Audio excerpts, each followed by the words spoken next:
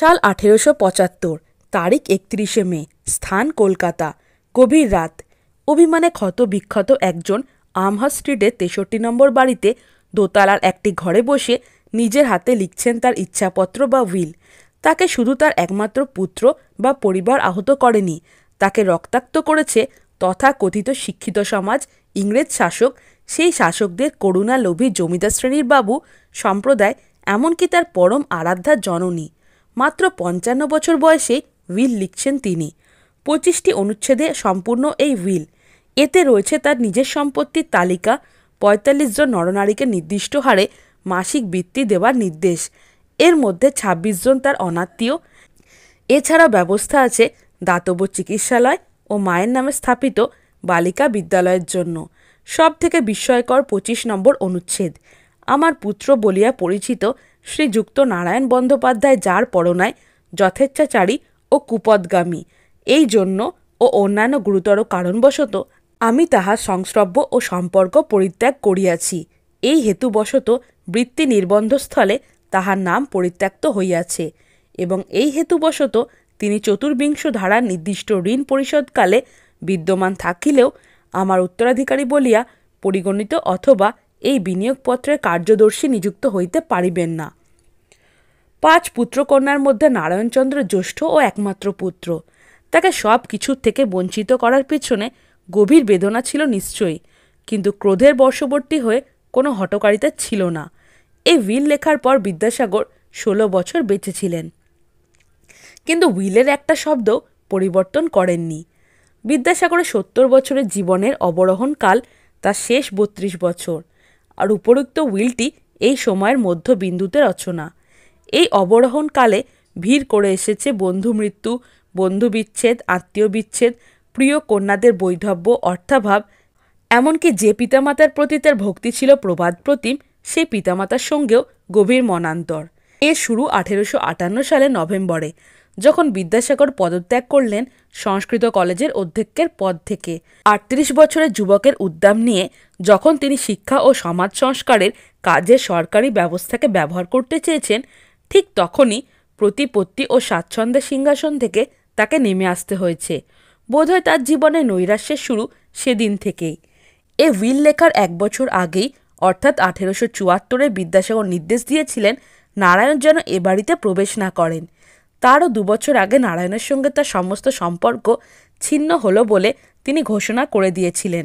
অথচ 1870 সালে নিজের সমস্ত পরিবার পরিজন, স্ত্রী ও নিজের মায়ের মতের বিরুদ্ধে দাঁড়িয়ে নারায়ণের বিয়ে দিয়েছেন বিধবা কন্যা ভবসুন্দরীর সঙ্গে। 32 বছরে ওই দীর্ঘ সময়ে 2টি মাত্র ঘটনা বিদ্যাসাগরকে আনন্দ দিয়েছিল: মেট্রোপলিটন ইনস্টিটিউটের প্রতিষ্ঠা ও বিকাশ, আর তার ছেলে নারায়ণের বিয়ে। নারায়ণচন্দ্র বেশি দূর পড়াশোনা করেননি।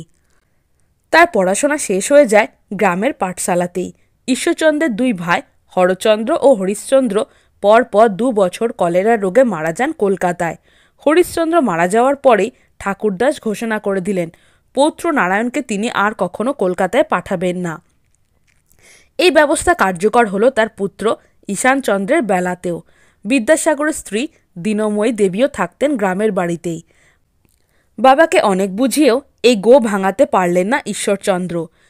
16 বছর বয়সেও নারায়ণ আটকে থাকলেন গ্রামের পাঠশালায়। স্নেহান্ধ পিতামহের অতিরিক্ত প্রশ্রয়ে যে ছেলে ঠিকমতো মানুষ হচ্ছে না, তা তার চোখ এড়ায়নি। প্রচণ্ড ক্ষোভে একবার তিনি ঠাকুরদাসকে বলেছিলেন, আপনি ঈশান ও নারায়ণের মাথা খাইতেছেন, তথাপি আপনি লোকের নিকট কীরূপে আপনাকে নিরামিষাশী বলে পরিচয় দেন? এরপর কোনো এক সময় নারায়ণকে তিনি একরকম জোর করেই কলকাতায় নিয়ে এসে সংস্কৃত কলেজের বিদ্যালয় বিভাগে ভর্তি করে দেন। কিন্তু নারায়ণ সেখানে পড়েছিলেন মাত্র কয়েক মাস। কিছুদিন পরেই পালিয়ে গ্রামে ফিরে যান। নারায়ণচন্দ্রের বিয়ের কথা বলবার আগে বলা দরকার তার গ্রামে অনুষ্ঠিত আর এক বিধবা বিবাহের কথা। সালটা 1869। ক্ষীরপাই গ্রামের মুচিরাম বন্দ্যোপাধ্যায়ের সাথে মনমোহিনীর বিয়ে। এই বিয়ের খবরে গ্রামে এলেন ঈশ্বরচন্দ্র। 1865-তে ঠাকুরদাস কাশী যাত্রা করেছেন। ঈশ্বরচন্দ্র এখন পরিবারের কর্তা। মুচিরাম ছিলেন গ্রামের হালদারদের ধর্মপুত্র। হালদারেরা একযোগে এসে দেখা করলেন ঈশ্বরচন্দ্রের সঙ্গে, অনুরোধ করলেন যাতে এ বিয়ে না হয়। ঈশ্বরচন্দ্র কথা দিলেন এ বিয়ে হবে না। কেন এ অনুরোধ আর কেনই বা বিদ্যাসাগর তা মানলেন তা জানা যায় না। শুধু বিয়ে হচ্ছে না এ কথা সবাই জানল। বিদ্যাসাগর মনমোহিনী ও তার মাকে নিজেদের বাড়ি ফিরে যেতে বললেন। তখন বর্ষাকাল, সারা রাত ধরে চলেছে বৃষ্টি। শেষ রাতে তার ঘুম ভেঙে গেল। বৃষ্টির শব্দ ছাপিয়ে শোনা যাচ্ছে শাঁখের আওয়াজ। মুচিরাম ও মনমোহিনীর বিয়ে হয়ে গিয়েছে ততক্ষণে। এর প্রধান উদ্যোক্তা তার নিজের ভাইয়েরাই, বিশেষত দীনবন্ধু ও তার পুত্র নারায়ণ। এতে জননী ভগবতী দেবী ও স্ত্রী দীনময়ীর সমর্থন ছিল পুরো মাত্রায়। ভোর হলো, সবাইকে ডাকলেন বিদ্যাসাগর। তিনি যাত্রার জন্য প্রস্তুত। অনেকবার তিনি গ্রামে এসেছেন ও ফিরে গিয়েছেন কলকাতায়, কিন্তু এবারে ফিরে যাওয়া অন্যরকম। সবাইকে বললেন, আমি আমার কথা রাখতে পারলাম না, লোকের কাছে অপদস্থ হলাম, গ্রাম ছেড়ে চলে যাচ্ছি, আর কখনো এই গ্রামে ফিরব না। কারোর কোনো কথাই শুনলেন না। পিছনে পড়ে রইল গ্রাম, আত্মীয় পরিজন, জননী, স্ত্রী, পুত্র, নিজের হাতে গড়া স্কুল, সব কিছু। সে বছরই গোড়ার দিকে আগুন লেগে পুরনো বাড়ি পুড়ে গিয়েছিল বলে বিদ্যাসাগর সবার জন্য কয়েকটি বাড়ি তৈরি করে দিয়েছিলেন। সেই সব বাড়িতে আর তার পা পড়বে না। এর পরেও 22 বছর বেঁচেছিলেন বিদ্যাসাগর, কিন্তু কোনোদিন আর গ্রামে ফিরে যাননি। বিদ্যাসাগর একটি প্রেস ও বুক ডিপোজিটারি করেছিলেন, যার নাম সংস্কৃত মুদ্রণ যন্ত্র।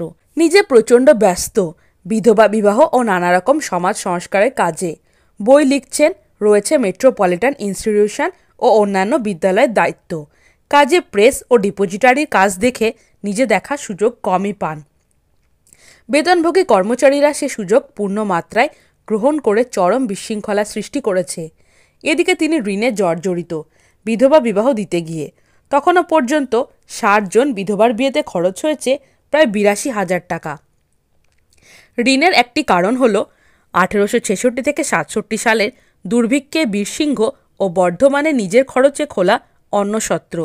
1869 সালে 8,000 টাকার প্রেসের 2/3 বিক্রি করে দিলেন দুজনকে। বুক ডিপোজিটারি দান করে দিলেন কৃষ্ণনগরের ব্রজনাথ মুখোপাধ্যায়কে। তখন তার মন যে অত্যন্ত বিক্ষিপ্ত তা বোঝাই যায়। যা তিনি ব্রজনাথ মুখোপাধ্যায়কে দান করলেন 10,000 টাকায়, সেই ডিপোজিটারি কিনে নেওয়ার লোক কিন্তু মজুদ ছিল। তার বিপুল ঋণের বোঝা এতে আরও খানিকটা লাঘব হতে পারত।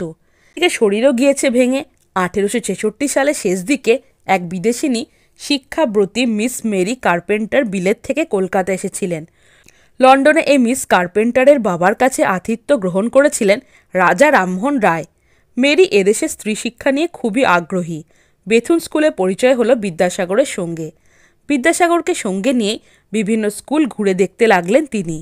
1866 সালে 16 ডিসেম্বর উত্তর পাড়ায় মেয়েদের একটি স্কুল দেখে ফিরছেন বিদ্যাসাগর।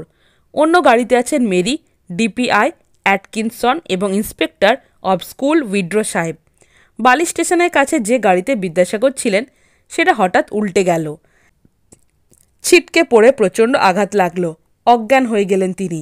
মিস কার্পেন্টার পথের মধ্যে বসে কোলে তুলে নিলেন অচেতন বিদ্যাসাগরের মাথা। কলকাতায় আনা হলে ডক্টর মহেন্দ্রলাল সরকার জানালেন লিভারে প্রচণ্ড আঘাত লেগেছে ও অ্যাবসেস দেখা দিয়েছে। দীর্ঘ চিকিৎসার পর ব্যথা কিছুটা কমলেও কোনো দিনই আর সুস্থ হননি। 1891 সালে তার মৃত্যুর কারণ হিসাবেও লেখা হয়েছিল লিভারে ক্যান্সার। তবে কলম বা কাজ থেমে থাকেনি কোনোটাই। 1869 সালে প্রকাশিত হলো ভ্রান্তিবিলাস। মাত্র 15 দিন লেখার সময় দিয়েছেন প্রতিদিন মাত্র 15 মিনিট। 1870 সালে ডক্টর মহেন্দ্রলাল সরকারের উদ্যোগে তৈরি হলো Indian institute for the cultivation of science. সেখানে 1,000 টাকা দান করলেন বিদ্যাসাগর। পুত্র নারায়ণের সঙ্গে 16 বছরে বিধবা কন্যা ভবসুন্দরী বিয়ে দিলেন 11 আগস্ট 1870 সালে, নিজের পুরো পরিবারের বিরুদ্ধে গিয়ে। স্ত্রী বা মা কেউই সমর্থন করেননি এই বিয়ে। বিয়ে হলো মির্জাপুর স্ট্রিটের কালীচরণ ঘোষের বাড়িতে। নারায়ণের মা বা ঠাকুমা কেউই আসেননি। নববধূকে বরণ করলেন তারানাথ তর্ক বাচস্পতি স্ত্রী। অত্যন্ত আনন্দিত হয়েছিলেন বিদ্যাসাগর। তখনও তিনি জানতেন না এই পুত্রকে মাত্র 2 বছরের মধ্যে ত্যাগ করতে বাধ্য হবেন তিনি। আর এই পুত্র বিচ্ছেদের সঙ্গে সঙ্গে কার্যত পত্নী বিচ্ছেদ ঘটেছিল মানুষটির। পুত্রের প্রতি অনমনীয় মনোভাব মানতে পারেননি তিনি। দীনময়ী দেবী মারা যান বিদ্যাসাগরের আগে। বিদ্যাসাগর সমস্ত ব্যবস্থা করে দিয়েছিলেন, কিন্তু নিজে বীরসিংহের শ্রাদ্ধ বাসরে যাননি। 1870 এই বছরে ভগবতী দেবী কাশীবাসী হন। বিদ্যাসাগরের সঙ্গে তার একবার দেখা হয়েছিল যখন বিদ্যাসাগর বাবা ও মাকে দেখতে আসেন কাশীতে। 1871 সালে কলেরা রোগে আক্রান্ত হয়ে মারা যান ভগবতী দেবী। কলকাতায় সে খবর পেয়ে শোকে শিশুর মতো অধীর হয়ে পড়েছিলেন ঈশ্বরচন্দ্র। বিধবা বিবাহ সংগঠিত করতে গিয়ে বারবার প্রতারিত হয়ে পরম সুহৃদ দুর্গাচরণ বন্দ্যোপাধ্যায়কে তিনি লিখেছেন, আমাদের দেশের লোক এত অসার ও অপদার্থ বলিয়া পূর্বে জানিলে আমি কখনো বিধবা বিবাহ বিষয়ে হস্তক্ষেপ করিতাম না। এই পরম সুহার্দ দুর্গাচরণ বন্দ্যোপাধ্যায়ও মানে স্যার সুরেন্দ্রনাথ বন্দ্যোপাধ্যায়ের বাবা চলে গেলেন 1870 সালে। জামতারা ও মধুপুরের মাঝে ছোট্ট স্টেশন কমাটার, সেখানে মূলত সাঁওতালদের বাস। একটু শান্তি পাওয়ার জন্য এখানে একটি বাড়ি করেছিলেন বিদ্যাসাগর। এই সব সরল প্রাণবন্ত মানুষের মাঝে কিছুটা শান্তি পেয়েও ছিলেন। বিদেশ থেকে হোমিওপ্যাথির বই আনিয়ে তা পড়ে তাদের চিকিৎসা করতেন তিনি। 1879 ফেব্রুয়ারিতে তার সৃষ্ট মেট্রোপলিটন ইনস্টিটিউটে বিএ পড়ানোর অনুমতি পেয়ে প্রথম শ্রেণীর কলেজে উত্তীর্ণ হল। এদেশে সম্পূর্ণ বেসরকারি পরিচালনায় এটিই প্রথম ডিগ্রি কলেজ এবং এটিকেই বলা যেতে পারে তার জীবনের শেষ বড় সাফল্য, যা ছিল অনেক অন্ধকারের মধ্যে একটু আলোর মতো। শরীর অবস্থা খুবই খারাপ, তাই কলকাতার বাদুরবাগানের বাড়ি ছেড়ে তিনি মাঝে মাঝে এসে থাকতেন চন্দননগরে গঙ্গা পাড়ে এক ভাড়া বাড়িতে। ভালোবাসেন বাউল আর ফকিরদের গান শুনতে। আজ তিনি বড্ড একা, মনের ভিড় করে আসে শোকস্মৃতি। বন্ধু রাজকৃষ্ণ বন্দ্যোপাধ্যায়ের পৌত্রী প্রভাবতীকে খুব ভালোবাসতেন। 1865 সালে মাত্র 3 বছর বয়সে চলে গেছে সে। তার কথা মনে পড়ে। তার মৃত্যুতে অধীর হয়ে তিনি লিখেছিলেন, বোধহয় যদি এই নৃশংস নরলোকে অধিক দিন থাকো, উত্তরকালে অশেষ যন্ত্রণা ভোগ অপরিহার্য, ইহা নিশ্চিত বুঝিতে পারিয়াছিলে। 1891 সালে জুন মাসের বাদুরবাগানে বাড়িতে ফিরলেন পাকাপাকি ভাবে। প্রবল যন্ত্রণায় কাতর, কিন্তু প্রকাশ খুবই কম। ইংরেজ ডাক্তার বার্চ ও ম্যাকলেন ক্যান্সার সন্দেহ করে চিকিৎসার ভার নিতে রাজি হলেন না। দেখতে লাগলেন ডক্টর মহেন্দ্রলাল সরকার। সুরেন্দ্রনাথ এলেন দেখা করতে। মুখে হাসি টেনে তিনি বললেন, সে কি, এর মধ্যেই চুলে পাক ধরল কেন? 29 জুলাই 1891। রাত 11টার পর আর নাড়ি পাওয়া যায়নি। রাত 2:18। চোখ খুলে চাইলেন। চোখে পড়ল পায়ের কাছে বসা পুত্রের মুখ। তারপর চিরতরে বন্ধ হয়ে গেল সে উজ্জ্বল দুটি চোখ। একটা হাত এসে পড়ল কপালে। হ্যালো ফ্রেন্ডস, আমি জয়িতা। আপনারা দেখছেন বুক অফ নলেজ চ্যানেল। আপনি কি খাদ্যরসিক বা ভ্রমণ প্রেমী? তাহলে নিচে দেওয়া ডেসক্রিপশন বক্সের লিঙ্কে ক্লিক করুন আর রহস্য, এডুকেশন, অ্যাডভেঞ্চার রিলেটেড ভিডিও পেতে আমার চ্যানেলটিকে সাবস্ক্রাইব করুন। ভালো লাগলে অবশ্যই লাইক, কমেন্ট আর বন্ধুদের সাথে শেয়ার করুন। তো বন্ধুরা, আজকে আমার টপিক ভালো লেগে থাকলে চ্যানেলটিকে like, comment, share and subscribe করতে ভুলো না।